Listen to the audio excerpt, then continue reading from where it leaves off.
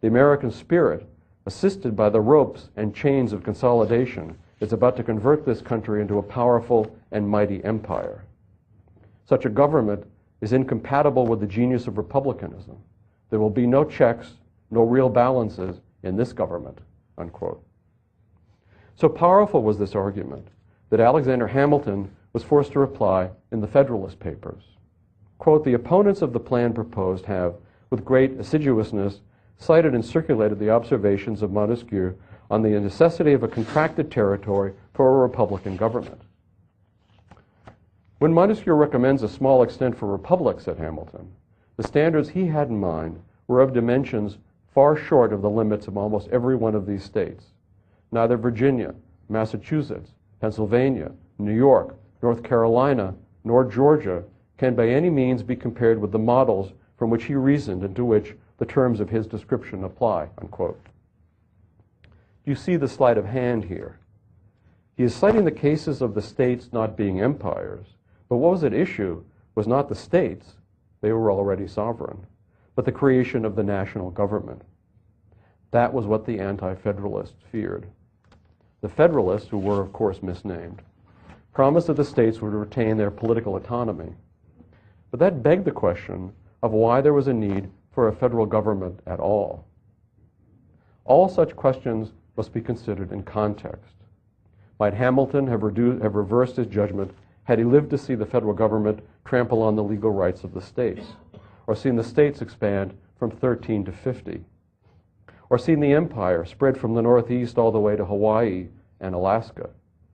Might he have eaten his words if he could have seen the dreadful results of the attempt of the U.S. empire to impose its rule in a long series of wars?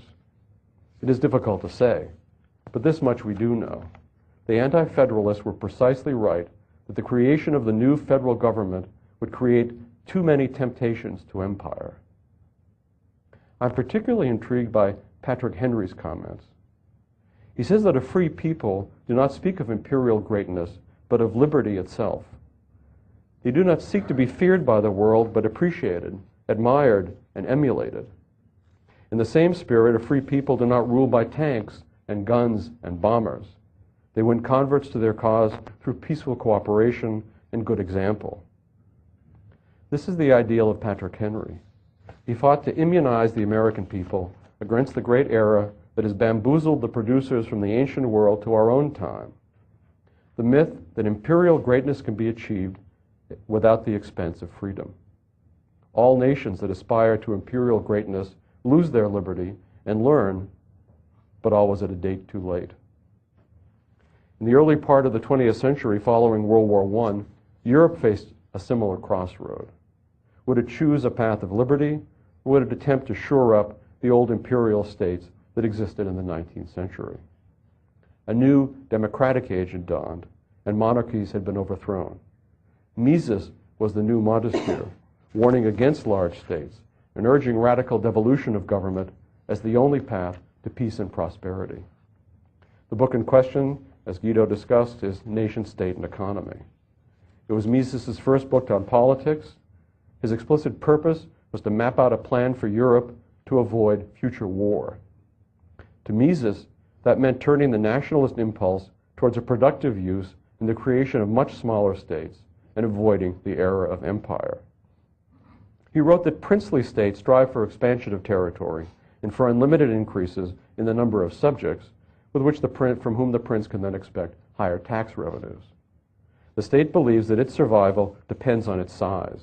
The more mighty and expansive, the more it assures its preservation and prosperity.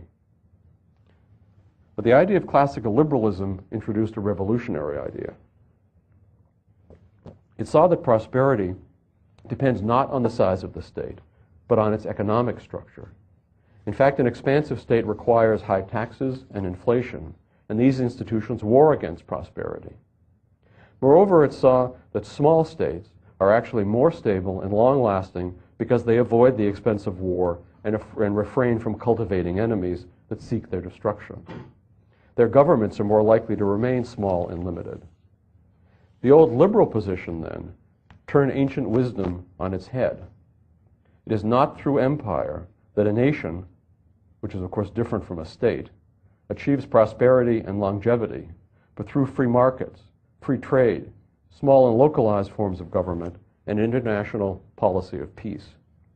That was the only way forward for Europe if another war were to be prevented. As another point, small government resolves the civil strife that comes with too many people within a diverse population living under a unitary state. The struggle to gain power and impose one's group's will on the other will always be present, but devolved government keeps people out of each other's hair and allows all people to interact by means of human choice rather than force. If we can understand that point, we could begin to make sense not only of America's immigration problems, but also of why the war in Iraq has proven such an abysmal failure. Quote, liberalism knows no conquests, said Mises, no annexations. It forces no one against his will into the structure of the state. Whoever wants to immigrate is not held back. That's immigrate with an E, I might add. When a part of the people of the state want to drop out of the Union, liberalism does not hinder it from doing so. Colonies that want to become independent need only do so. The nation as an organic entity can neither be increased nor reduced by changes in states, unquote. Mises was very shrewd at turning the idea of democracy, which was then heralded by all as the great leap forward out of monarchical states, towards a literal rendering of the idea. To Mises, democracy meant that people consent to a government of their choosing. If people want to leave that government and form a new one, they are following the democratic impulse. Such is usually the case in territories. To prevent people from leaving would be to assert the rights of empire over democracy. Democracy, he wrote, quote, is self-determination, self-government, self-rule, unquote. The connection with his advocacy of free markets is clear. Just as in political life, people must always consent to the way in which they are ruled. In economics, people should not be ruled without their consent in their exchanges, business enterprises, or choices of any kind. So long as people are not forced against their will in economics or politics, they are free. And it is this free condition that leads to peace and prosperity. So Mises' idea of democracy had nothing to do with what we think of as democracy today, in which an unwilling majority is ruled by special interest groups under ever-increasing power relations. While we might not agree with Mises in believing that democracy could work so long as government is in charge, we can commend his attempt to reconcile the idea of law with freedom. This ideal depended heavily on governmental structures that are close to the people and can be influenced by them. There can be no compromise between the liberal idea and the imperial idea, and no special considerations justify replacing the former with the latter. Quote, the idea of liberalism starts with the freedom of the individual, wrote Mises. Quote, it rejects all rule of some persons over others.